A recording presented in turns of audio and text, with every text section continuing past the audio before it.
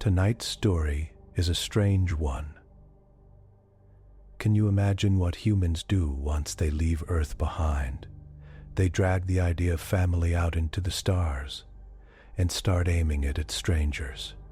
You've seen versions of this down here, I'm sure.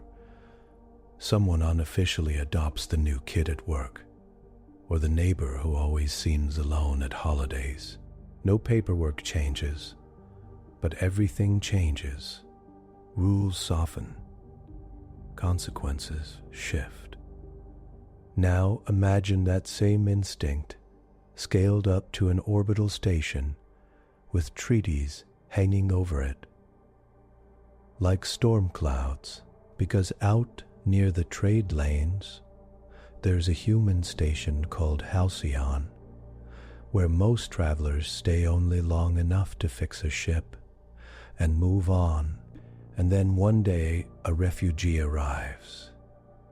Teshvarin, carrying a lifetime of being tagged as cargo.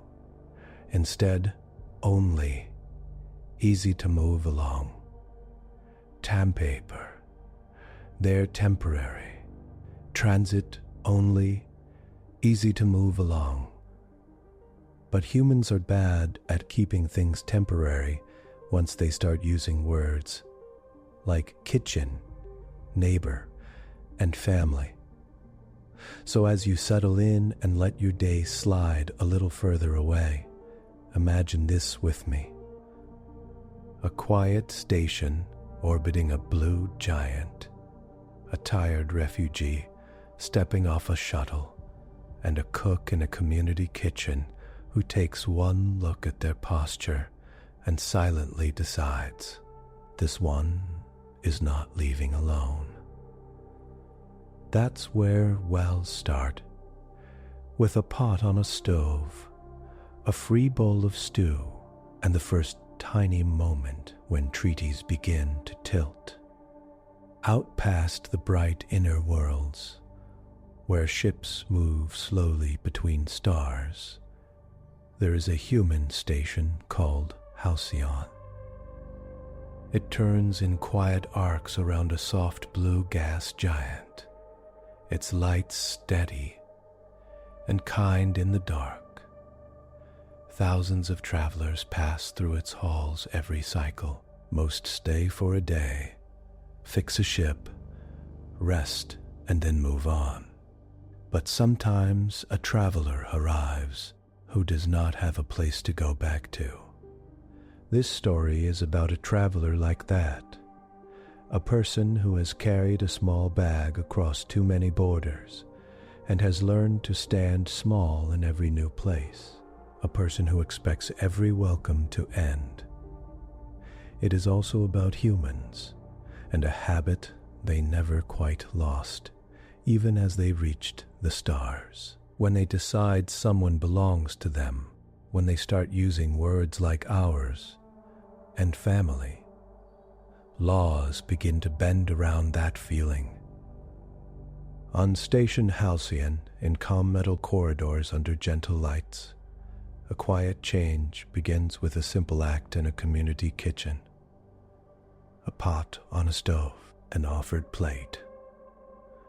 A hand on a shoulder in the late 2300s, far from old Earth but still shaped by it, a refugee named Teshvarin steps onto Halcyon with a temporary permit and no safe pass. By the time Tesh leaves, treaties will read a little differently. Asylum law will sound a little more human, and across the coalition, officials will murmur a simple warning to each other. If humans start calling someone family, do not stand in the way. This is how that started. Teshvarin arrived on Station Halcyon with a single bag and a body that had forgotten how to relax. The shuttle ride in had been smooth, almost too smooth. No sudden checks, no rough guards. No shouted orders at the passengers, just clear instructions, soft lights, and a slow approach toward a wide ring of metal and glass that floated steady in the black. Tesh sat near the back, hands folded tight around the strap of the bag, shoulders pulled in, feet close together, spine straight but not tall. Years of practice had shaped that posture. Smaller meant safer, quieter meant safer, forgettable meant safer. When the shuttle docked, there were no sirens, no bright red lights. The door just opened with a calm hiss, and cool, filtered air met Tesh's face. It held a faint, clean smell, like wet stone and something green. Transit Station Halcyon, the shuttle pilot said. Over the internal speakers, voice tired but kind. Welcome and safe passage. People stood and filed out. Tesh waited, letting others move first. Old habit, be last, be slow, but not too slow. Take up no extra space. When Tesh finally stepped through the door, the station floor felt firm and just a little springy, like it cared about joints and bones. Overhead, lines of soft blue and gold. Light showed the long curve of the corridor. The air felt warm but not hot, cool but not cold, like someone had decided to keep everybody comfortable before anything else. Tesh's permit sat warm against their upper arm under a thin jacket, a small clear disc pressed to the skin. It held the newest label, temporary, transit only, review pending. It was not the worst label Tesh had worn. The intake area came quickly. Human staff waited behind low counters, not tall desks, so eyes met at the same level. Some wore soft shirts with rolled sleeves. Some had braids or curls or silver hair tied back. Most had small devices in their hands and patient faces. Tesh stepped into a line and kept eyes low, counting a slow rhythm in their head. Keep breath even. Hands still. No sudden moves. When it was Tesh's turn, the staff member gave a small nod. "Welcome to Halcyon," she said. Her hair was pulled into a high, tight puff, and a small green scarf sat at her neck. "Imrina. Let's get you checked in." Tesh passed over a worn identity chip. "Tesh Varin," they said, voice steady by effort. "Transit status." Permit issued on Vayan Spur. Rena set the chip on a pad, scanned the disc under Tesh's sleeve, then guided them toward a side room. "We do a basic medical scan for everyone who stays longer than 4 hours, she said. "Helps keep the station healthy. You'll get a meal voucher, a bunk assignment, and a map. Your permit clock starts when we stamp you in." Everything about her tone was calm and normal, as if this was the most ordinary thing in the world. The medical room was bright, but not harsh. A soft hum came from the scanner ring that moved down Tesh's body and back up. No cold hands, no rough grips. A nurse with dark brown skin and short locks asked questions about allergies and past injuries. "Any pain now?" the nurse asked. Tesh hesitated. "Not more than usual," they said carefully. Chronic pain was often treated as trouble. Trouble was dangerous. The nurse's eyes softened. but she did not push. "Okay," she said, "I've marked it. If you need help, the clinic on Ring C is open all station day. No charge if you have a refugee or transit permit." Refugee. The word landed heavy but familiar. Tesh said nothing. After the scan, Rena met Tesh again near a side corridor. She handed over a thin band for the wrist. "This carries your bunk access, kitchen access, and schedule," she said. "You're in the temporary residential ring, Section B. Standard stay is 72 hours. That matches your permit. If we need to review your case, we'll let you know." Tesh nodded. 72 hours. Long enough to rest, not long enough to start hoping for more. "The community kitchen is 2 levels down from your bunk," Rena added. "Open through most of station day. Volunteers run it. Good food. Less formal than the main mess. Sometimes quieter, too." Test almost smiled, then caught it. "Thank you," they said. They stepped away from intake and onto a moving walkway.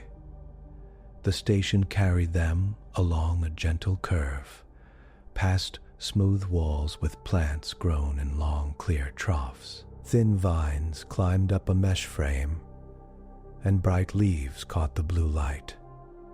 Some children leaned over the edge of the walkway with a tall adult close behind, laughing quietly as they pointed at tiny darting fish in the water below the plants. Tesh's eyes followed the water, then dropped back to the floor. Such scenes did not belong to them. The temporary residential ring was simple and clean. Doors along the curve, each one leading to a narrow bunk room that held 2 beds, a small locker, and a vent that breathed soft air. Tesh found the assigned number, pressed the band to the plate, and heard the light click of the lock. Inside, the lower bed was empty. The upper held a neat stack of folded clothes and a small bag. Someone else lived here then, but was out. That was fine. Fewer people to alarm, fewer questions to answer. Tesh set their own small bag on the floor, sat on the lower bunk, and let the tension out just a little. The mattress felt firm but kind. The soft hum of the station filled the silence. For the first time in several days, there was no engine rumble close enough to shake the lungs. After a while, the tight pull in Tesh's stomach reminded them that the last real meal had been on a trade barge 3 days ago. The food had been thin soup and dry bread, handed out in a rush. The memory made their inside clench. The band on Tesh's wrist carried a faint map. They traced the path to the community kitchen and stood. Permit checked. Shoulders pulled in again. The kitchen sat in a wide open space, with low ceilings and long tables. The lights here were warmer, leaning gold. The air held the rich, heavy scent of cooked grains and something close to roasted roots. Humid warmth wrapped around Tesh's face. A set of cooking units lined the far wall.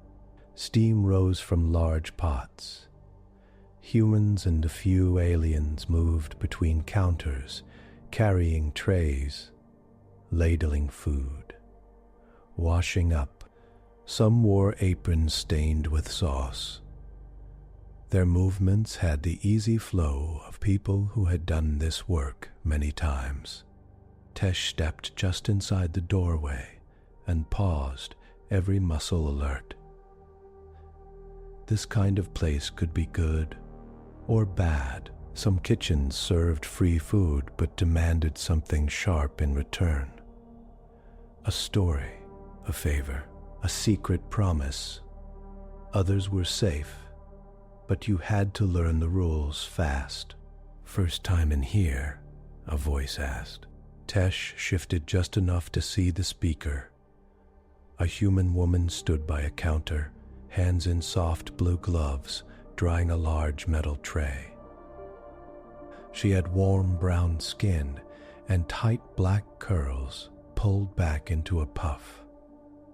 A long, light shirt hung over comfortable pants, and an apron was tied around her waist. Her eyes carried small lines at the corners, the kind made by years of both worry and laughter. "Yes," Tesh said. She gave a slow, sure smile. "I'm Evie," she said. "Evelyn Carter if someone's in trouble, but most call me Evie. I help run this place." "Tesh Vareen." Tesh answered, dipping their head in a small nod. Evie's gaze took in the single bag strap. Mark on Tesh's shoulder, the careful way they stood near the side, the way their fingers pressed together with quiet force. Something in her face changed, not pity, not the cold, weighing look of some officials, more like recognition. "You hungry, Tesh Vareen?" she asked gently. Tesh's throat tightened. "Yes." "Good," Evie said. "We got stew, flatbread, some greens, and a little sweet fruit, if you still got room after. You got a band?" Tess lifted their wrist. "Perfect. Kitchen's donation-based, but nobody gets turned away," Evie said. "First time through, I walk you." She set the dry tray aside and came around the counter. "Come on, you look like you could use sitting down." Tesh followed, steps small. As they moved along the line, Evie talked in a soft, steady way. "We get all kinds through here," she said. "Shipfolk traders, auditors, refugees, runaways who think we don't notice them yet, humans, non-humans. If you help clean up a bit after you eat, we call it square." Tesh watched as a volunteer ladled thick stew into a bowl and handed it over. The smell hit hard and fast, sending a sharp ache through Tesh's chest. "Thank you," Tesh said. Evie walked them to a quieter table, tucked near the back wall, away from the loudest clusters. A few older workers sat nearby, speaking in low voices that blended with the hum of the room. "You can sit here," Evie said. "Stay as long as you like. Night cycle starts in a few hours anyway. The lights will dim down some, and the noise will drop. You'll sleep better with something warm in you." Tesh sat, hands around the bowl. The first spoonful burned Tesh's mouth just a little. But they did not stop. Food slid down and spread heat through their chest and stomach. Muscles that had been tight for days started to loosen. Evie did not hover, but she did not leave either. She tied a new apron and went back behind the counter, always in Tesh's line of sight. Now and then she glanced over, checking without staring. When someone spoke to her, she laughed, the sound low and easy. Tesh's eyes kept returning to her without permission, solid, grounded like roots of an old tree. They knew this type of person. Every camp had at least one. The one who made sure children ate first. The one who knew the names of the sick, the one who passed extra bread under the table when the guards turned away. On other worlds, they had been called auntie, elder, neighbor, cook. Here, Tesh did not know the right word. But their body recognized the posture, just as Evie had recognized theirs. Refugee posture, she would call it later. For now, Tesh just ate and let the station's calm press gently around them. They reminded themselves that this was only for 72 hours, no more. Do not relax too much. Do not start to believe in things like home. Still, as they finished the last of the stew and warmed their hands around the empty bowl, a small, painful hope rose in their chest. Maybe, just for these hours, they could be more than a label. From the counter, Evie Carter watched Tesh breathe a little deeper and sit a little less small. She turned back to her work with a quiet, firm decision already forming in her mind. This one, she thought, was not just passing through. Station day slid into station night, with slow, gentle shifts. The lights along the main corridors dimmed from bright blue and gold to deeper, softer tones. The hum of traffic near the docking arms eased as fewer shuttles came and went. In the temporary residential ring, doors closed with soft clicks and tired travelers lay down on narrow bunks. Tesh slept shallow and light, as always. Any strange sound woke them. Any small change in the pitch of the station's systems pulled their eyes open, but Halcyon stayed steady. No sudden alarms, no boots in the hallway, no harsh voices at the door. The second day passed quietly. Tesh learned the path between their bunk, the clinic, and the community kitchen. They washed pots after meals and dried them at the far sink. Evie nodded in approval.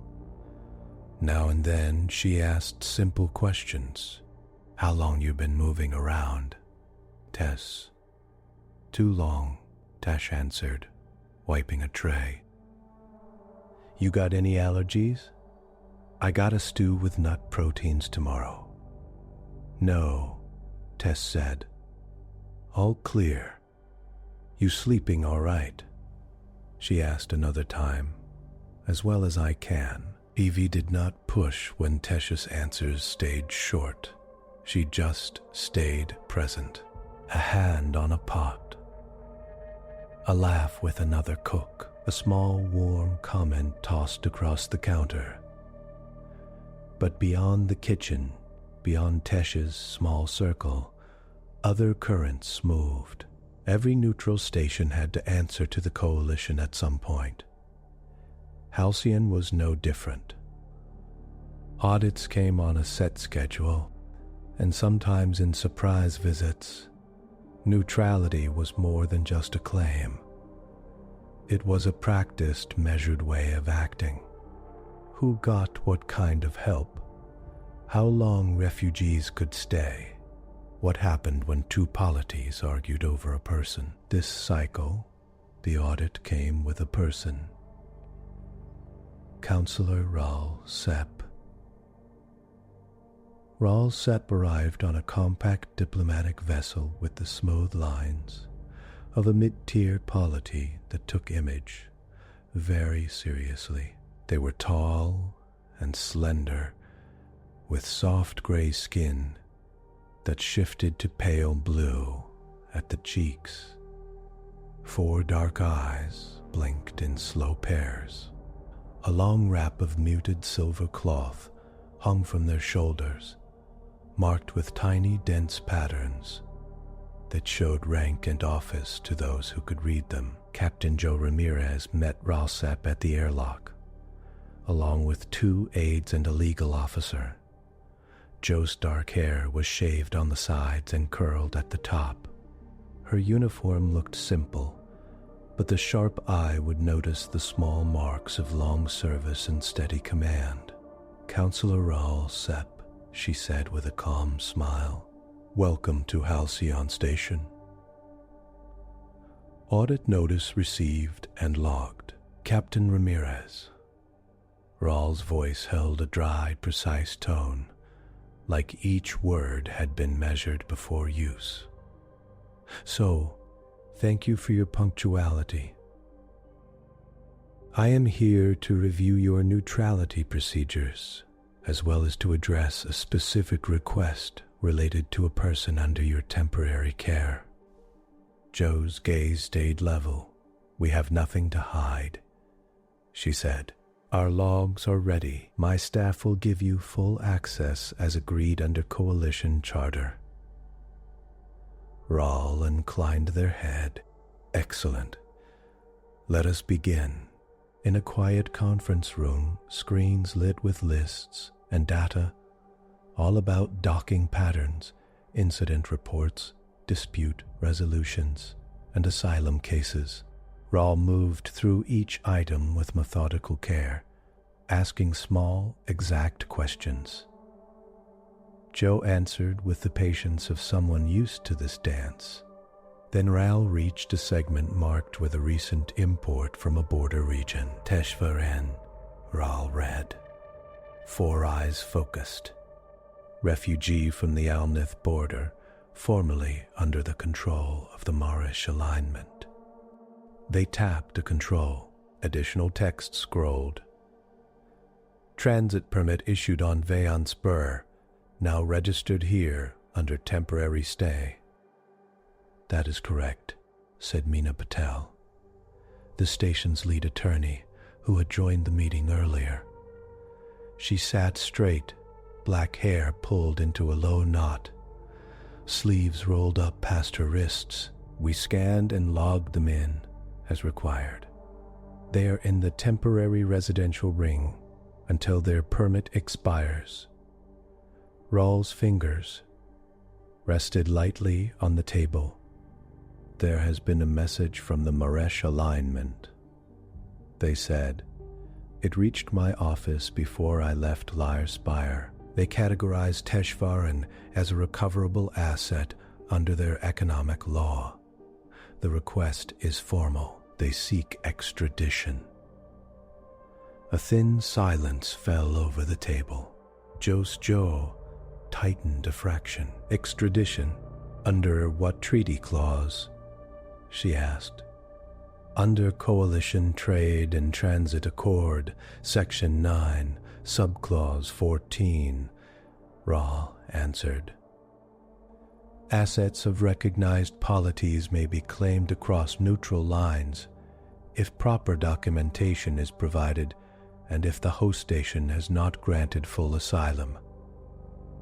Minia's brows pulled together. Personhood and asylum law have updated since that clause was written.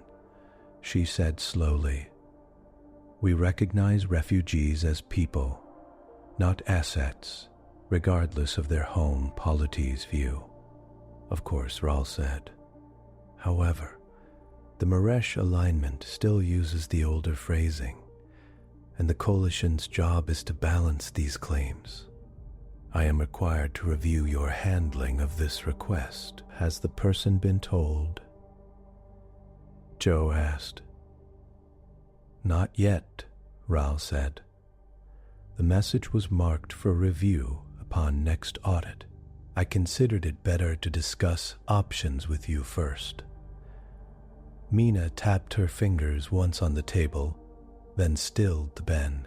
"We will need to speak with Teshvaren," she said. "They have rights under current asylum frameworks, even if their initial permit is temporary." "Please do," Raul answered. "For now, this is a simple legal matter." Simple, Meena thought, was not the word. She kept that thought behind her teeth.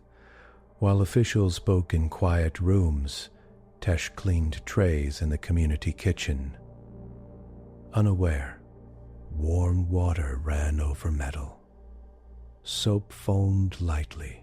Evie stood next to them, stacking dry dishes. "You move like somebody expecting to get chased," Evie said mildly after a time. Tesh's hands paused. "I have been chased many times," they said. "It is a habit." Now, Evie hummed under her breath and thought. "You know you're safe on Halcyon," she said. "We take neutrality serious here. Nobody lays a hand on someone under our roof without going through a lot of paperwork and a whole lot of eyes." Tesh almost laughed, but it came out thin. "Paperwork does not always stop hands," they said. Evie looked at them. Really looked at. "Maybe not everywhere," she said, "but it counts for something here, and so do people standing next to you." Tesh did not know what to say to that, so they said nothing. Later, after the lunch rush, Tesh walked back toward the temporary ring. The corridor felt the same as always. Soft lights, low hum, people passing by in steady streams. But as Tesh turned a corner, 2 station security officers and a slim human in a neat gray uniform stepped into view. The human in gray checked a small device, then looked up. "Teshvarine?" she asked. Tesh's lungs tightened. "Yes," they said, voice thin. "Imlia Kong, administrative liaison," she said. Her tone held no harshness, only a tired kind of care. "Legal needs to speak with you about a request that came in. You are not in trouble. You still have full permit rights.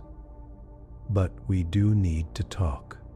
The word legal brushed against old scars in Tesh's memory.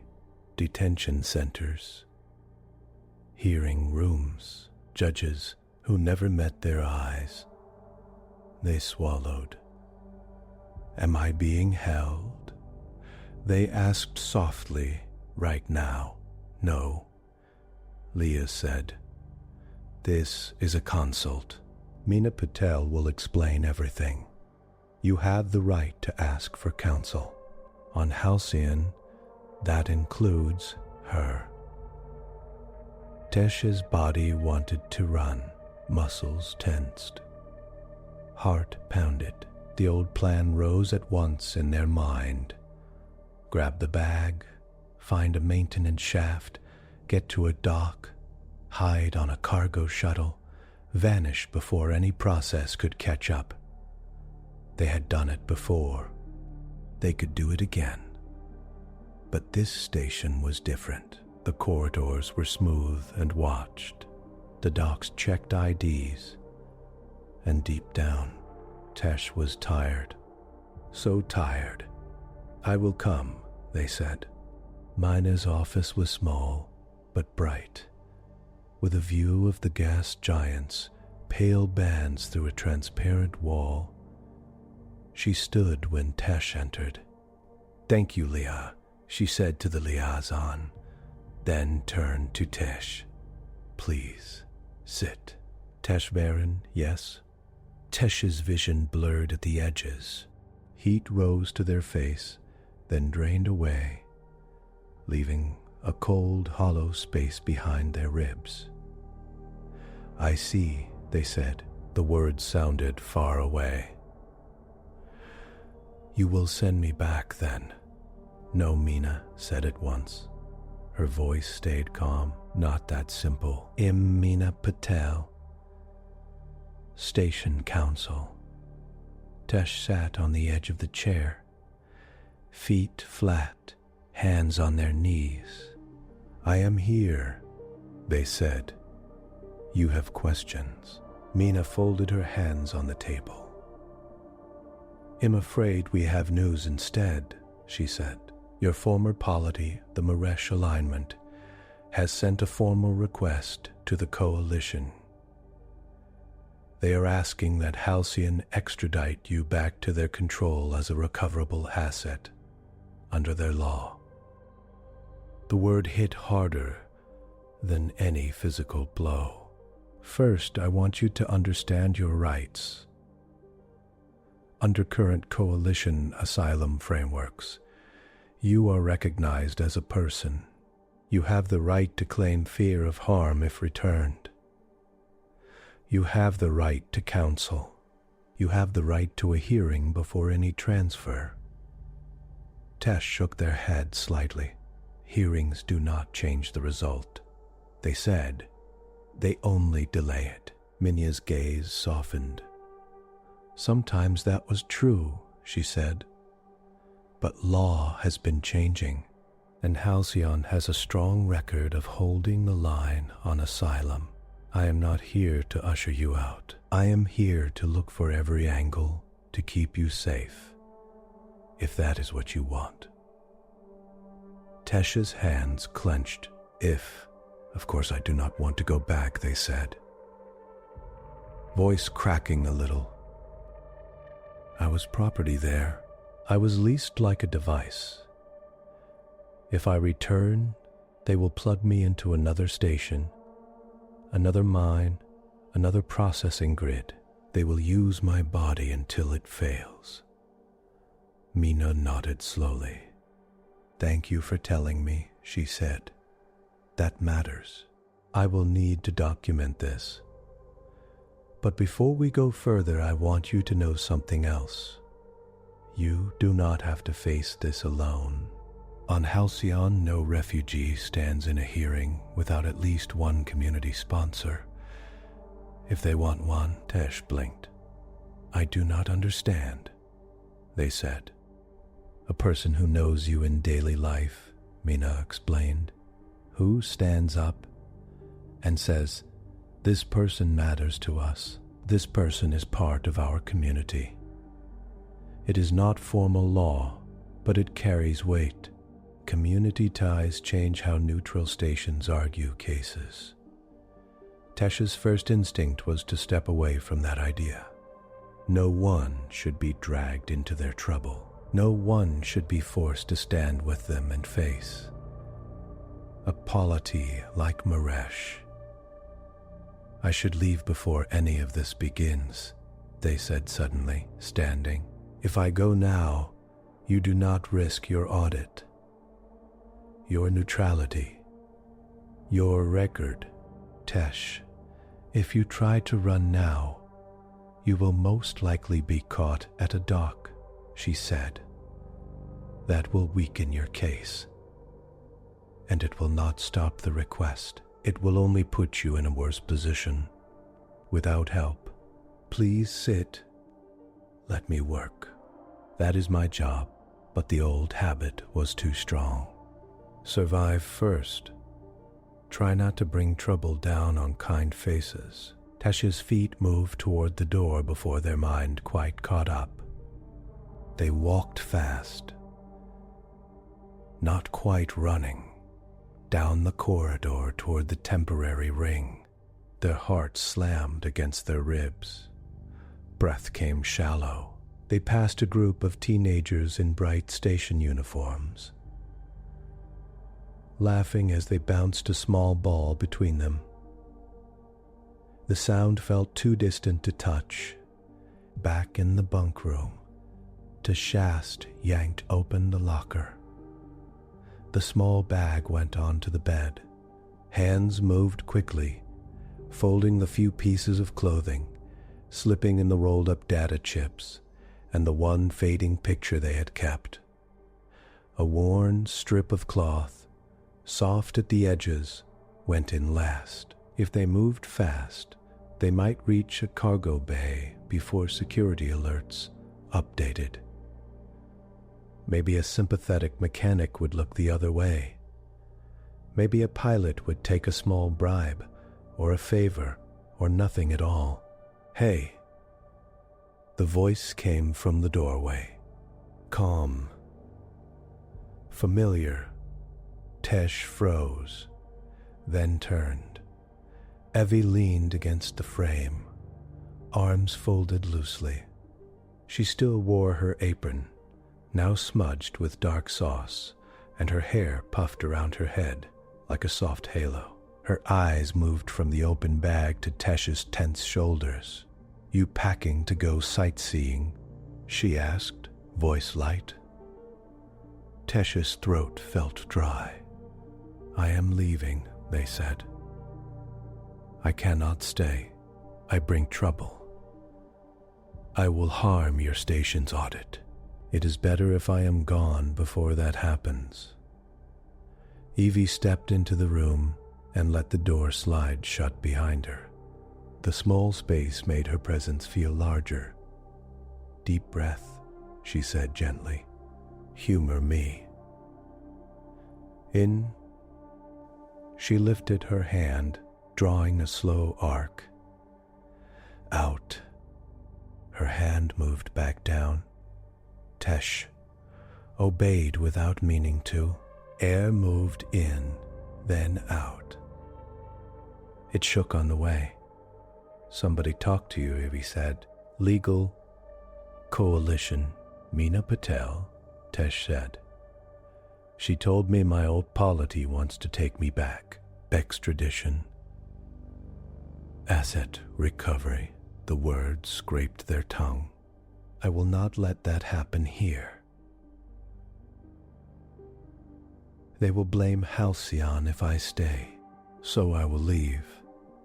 Evie's face tightened, but her voice stayed even.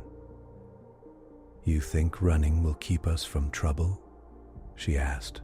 "Yes," Tesh test. "The request will not matter if I am gone." Evie shook her head once. "Baby, that request is already in some counselor's hands," she said. "Your feet won't outrun a signal that's already traveled half the stars. All you'll do is give up your chance at help." Tesh looked down at the bag. "I do not want anyone hurt because of me," they said quietly. "I am used to adjustment. I can move again, find another station, another border. It is what I do." Evie took another step closer. She did not touch Tesh yet. Her presence carried the weight of old kitchens, long nights, and many stories heard. "You think we're just some way station you passed through," she said softly. "Nice food, clean bunk, then gone. But I've been watching you, Tesh. The way you wash dishes like you afraid of breaking them. The way you study every exit in a room. The way your shoulders don't ever really drop." Tesh tried to pull those shoulders smaller. Evie shook her head. "I've seen that posture before," she went on. "Kids out of flood zones down on Earth. Folks from old war belts out by the belt. People who've been counted, tagged, moved like cargo, and told they don't belong anywhere. Refugee posture. That's what I call it. The word fit too well." Tesh swallowed hard. "You know what we do with folks who carry that posture in my kitchen," Evie said. "We feed them. We remember their names. We make sure that when some official somewhere tries to move them like a number, they got someone to stand up and say, 'Hold on, that's not just a number. That's ours. Ours.'" The word hung in the air between them. "I am not yours," Tesh said quickly, panic rising. "I am nobody's. That is safer." Evie's gaze did not shift. "Maybe safer for your heart," she said, "but not safer for your body. Not now. Law listens to certain things. It listens to treaties and charters. Sure, but on stations like this, it also listens to community, to who shows up, to who people care about. I do not want you tangled in my danger, Tesh said. They called me an asset. They will call you something worse if you get in their way. Evie's eyes flashed, but her tone stayed low. Let them pick their words, she said. We got our own. Asset ain't one of them. She stepped close enough now to lay a warm hand on Tasha's forearm, just above the wristband. The touch was firm but gentle, like grounding. You started doing dishes in my kitchen, Evie said. You started saying my name. You listen when I talk about my grandmama's recipes and old Savannah rains. You didn't sign a form for that, but it still counts. Tesh's chest hurt. Circles like that break, they said. I have seen it. Sometimes they do, Evie agreed, but sometimes they don't. And when they don't, they're strong as any law. Stronger, even, because they got feeling behind them. And here's the thing, Tesh Varain. I already quietly decided you belong to us. So you running off now? That would just irritate me. A small, startled sound came out of Tesh's throat.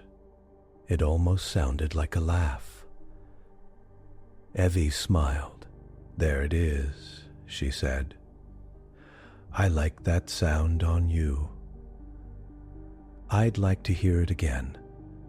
Someday, in a place where you're not looking at the door every 5 seconds. Footsteps went by in the hall outside. Tesh glanced toward the door, then back. What will you do? They asked. Against a polity? Against coalition law? Evie took a slow breath. I will talk to Mina, she said. I will stand next to you in every room where they talk about you like some kind of product, and I will look that counselor in however many eyes they got and say, this one is ours. After that, the law folks can do their magic, but they are gonna do it knowing you ain't just a case file. Your family, that word hit deeper than any other. My people used that word, Tesh said quietly. Hezbite, before the alignment took our name and our land and called us a resource block. Family was loud, warm. Too many voices, shared meals. Then it was gone. Evie's thumb pressed gently against their arm. We can't give you back what you lost, she said. But we can give you something from here. It won't look the same. Humans got our own way of doing family. Loud, messy, stubborn. Once we claim you, we tend to hold on. Messy, stubborn. And if the station is punished? Tesh asked. If they lose status for protecting me. No signal, Evie chuckled softly. You don't know Captain Ramirez yet, she said. She'll go 10 rounds in a hearing before she lets some bully polity push us around. And Mina? Mina has made a career out of turning old treaty words inside out until they protect people, instead of hurting them. Tesh's eyes burned. They blinked fast. I am afraid, they said. I know, Evie answered. Their fingers loosened and fell to their sides. What do you need me to do? They asked. Evie's shoulders seemed to relax a little. First, she said, You're gonna set that bag back down. You're gonna come with me to the kitchen. We'll get you something warm to drink. Then, we'll go see Mina together. You don't walk into that room alone again, you hear? Test nodded slowly. Be afraid. That's honest, but don't run. Not this time. Let us stand with you. Let us call you ours, where the powerful can hear it. Silence stretched between them. The station hummed softly around the small room. Finally, Tesh let go of the bag strap. I hear. Evie squeezed their arm once, then stepped back toward the door. Good, she said.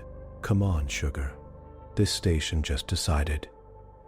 You're not a ghost passing through, you're a person under our care. That means we start acting like it. As they walked side by side down the corridor, Tesh felt the strange weight of the station around them. Before, Halcyon had felt like a soft blur, a safe pause in a long run. Now it felt different. Focused, watching. In the community kitchen, Evie poured Tesh a mug of something dark and fragrant. The steam curled into the warm air. Drink, she said. Captain's meeting with that counselor right now. Minas pulling clauses from 15 different treaties. By the time they call you in again, we'll have a plan. In another part of the station, Raul Sepp sat across from Mina and Captain Ramirez, a small data slate in hand. I understand your concern, Raul said, but Maresh's claim has formal weight. The person in question was registered. Mina cut in, polite but firm. Registered under a framework that predates current personhood definitions, she said. We have updated coalition guidance on this.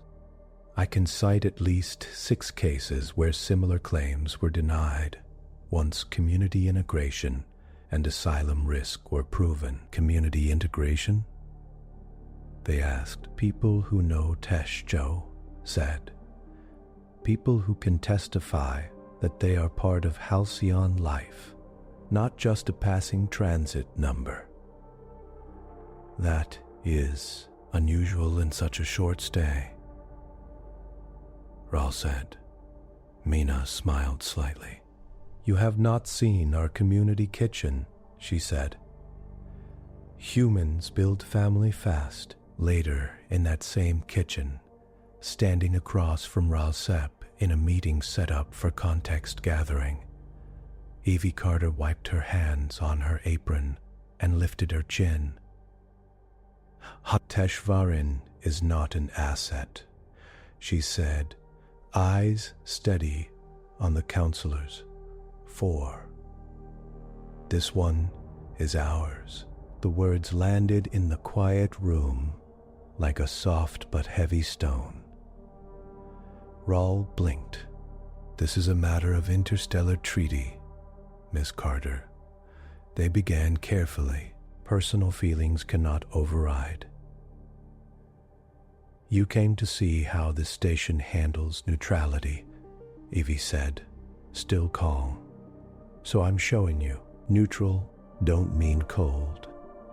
It don't mean we treat people like cargo so some distant office feels tidy. Tesh eats in my kitchen, works in my kitchen, breathes our air, sleeps under our roof.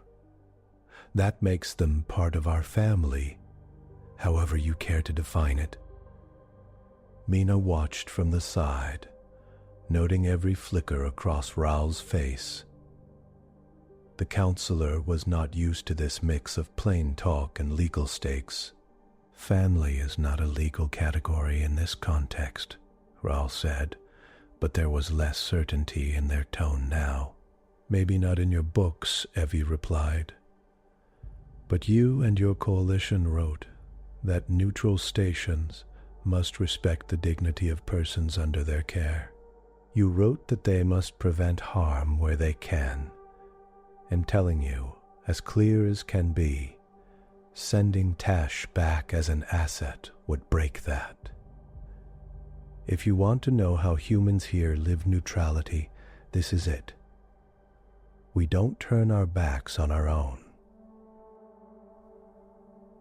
Ours own family. The words shifted the air in the room, turning an abstract case into something else. Ra looked around, taking in the warm light, the smell of food, the steady presence of volunteers moving in the background. A neutral station, yes, but also a home. Mina stepped in then, her voice smooth. "Counselor," she said, "I can show you legal language to support everything Miss Carter just said. Halcyon is ready to argue this at arbitration if needed. But you should know we will not treat Teshvarin as an object to be moved at Hippolyte's call. They are, in our practice and in our care, family." Ralsep sat back slowly in their chair. The case had just changed shape. It was no longer only about old clauses and asset lists. It now touched something humans clearly held dear. Outside, ships moved past Halcyon along the trade lane, unaware that inside a quiet line had been drawn. Not with weapons, not with threats, with a kitchen, a legal brief, and a simple human claim. This one is ours. The next station day began with a kind of quiet tension, like air held just a little too long in the lungs. For most people on Halcyon, nothing seemed different. Cargo still moved through docking arms. Repair crews still floated around ship hulls in hard suits, tools clipped to their belts. Children still chased a bouncing ball along a safe corner of the habitat ring until a tired adult waved them back. But close to the center of the station, in a set of linked offices near the administrative core, a small team bent over case files and treaty texts with sharp, focused eyes. Attorney Meena Patel stood at the head of a long table. Hollow pages floated above the surface in clean layers. Lines of law and notes stacked in pale light. Her jacket hung over the back of her chair. Sleeves rolled to her elbows showed faint ink smudges along her wrist, where she had marked points by hand. "All right," she said, looking around at the people with her. "We have 3 main tracks: extradition clause, asylum frameworks, and precedent. We have maybe 48 hours before Maresha's diplomatic vessel docks. Less if they hurry. We are going to treat this as if we are defending family, because we are." The small team nodded. Most were human, though a tall, thin alien with soft green skin and wide, dark eyes sat near the far end, sorting case files with quick fingers. That was Arel Maz, junior counsel from a partner station, visiting Halcyon during the audit. "What do we know for sure?" Mina asked. Arel tapped a document. Maresh registered Teshvarin under their economic resource code when Tesh was 16, they said. Their voice carried a light, musical accent, contracted to work on energy extraction layers for a border installation. Classification, bonded labor asset. Person, Mina corrected gently. under current coalition standards. We say person. Arel inclined their head. Person, they repeated, but the registration is still what Maresh is using to justify the request. They claim loss of property. Stay or die the request. Mina's jaw tightened. We are going to burn that claim to the ground, she said, legally speaking. She flicked her fingers over a page. New texts had slid forward. Here, she said, pointing. Coalition Human Rights Charter, Section 3, amended 60 years ago. No person shall be held as property, regardless of their home polity's internal codes, where coalition jurisdiction applies.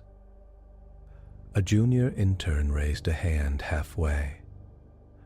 But we are only a station, not a full sovereign polity, he said. Do we count as full jurisdiction? Yes, Mina said. Neutral stations certified by the coalition do. Maresh knows that. They are trying to push the edge and see who blinks. We are not going to blink.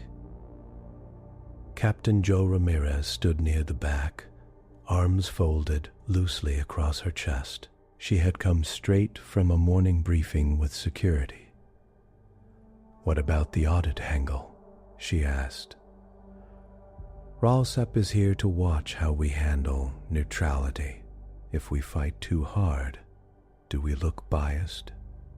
Mina shook her head. We look principled, she said.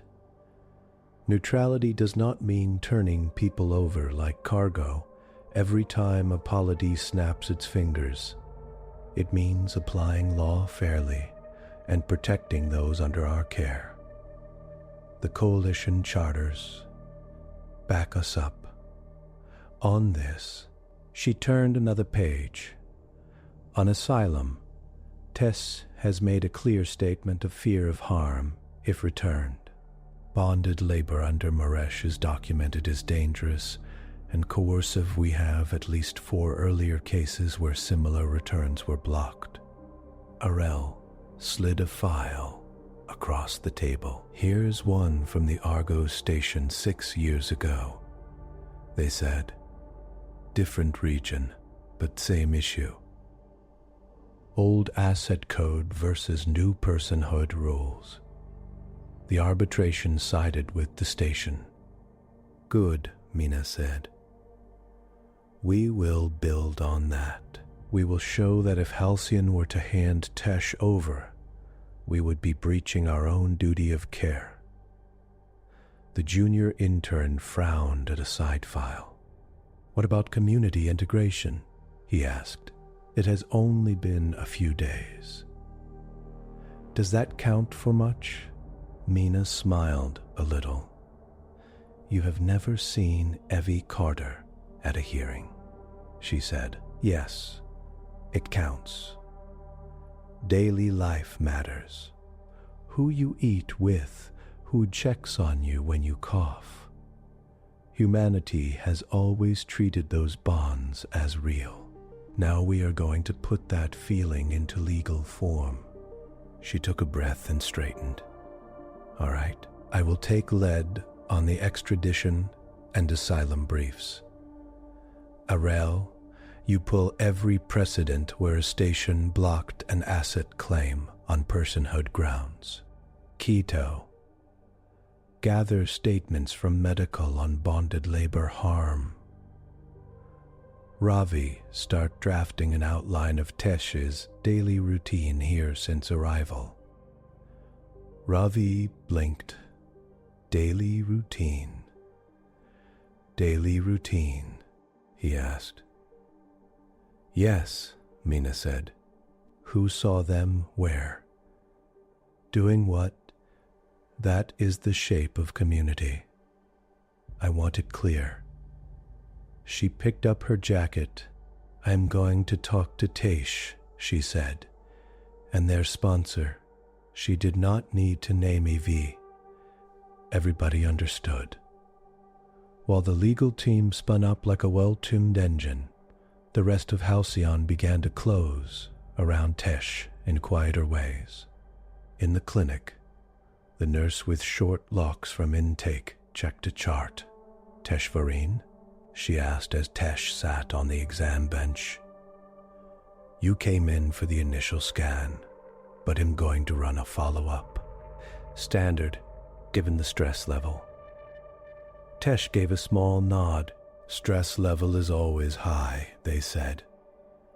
The nurse smiled slightly. "That may be," she answered, "but this place is going to try to help with that. Deep breath in for me." The scanner hummed. Lines of light passed over Tesh's body. No restraints, no harsh orders. When it finished, the nurse handed over a small cup of vitamin-rich drink. "Clinic doors stay open to you," she said. "If things get heavy, if you cannot sleep, you come talk to us, all right? We are not just here for broken bones." In the hangar bays, a pair of mechanics in stained work suits leaned over a lift as Tesh walked past on a catwalk above. They had met Tesh the day before, when Evie had sent them with a pot of stew to feed those fools before they fall off the hull. "Hey, Tesh," one of the mechanics called. She had grease on her cheek and a wide grin. "You headed to kitchen duty later?" "Yes," Tess called back, surprised. "I start the evening wash good," the other mechanic said, raising a hand in a wave. "Evie says your dish work is saving her wrists. Well, come by for leftovers if she lets us." They went back to their work, but the casual use of Tesh's name stayed warm in Tesh's chest as they moved on. Mechanics knew many faces. To be tucked into that list, even in a small way, felt different. In the residential ring, a group of teenagers sat in a floater lounge, legs hooked over seat backs, passing a tablet between them when Tesh stepped in to refill a water bottle. One of them, a boy with dark braids and sharp eyes, waved them over. "Hey, Tesh," he said. "Evie says you're good at cards. Truth?" Tesh blinked. "I have played many games," they said. "Cards are similar on most stations. Come, sit." A girl with neon green nails said, patting a spot. "We're trying to beat him, and he cheats." "I do not cheat," the boy said, offended. Tesh found themselves smiling as they sat for a single round.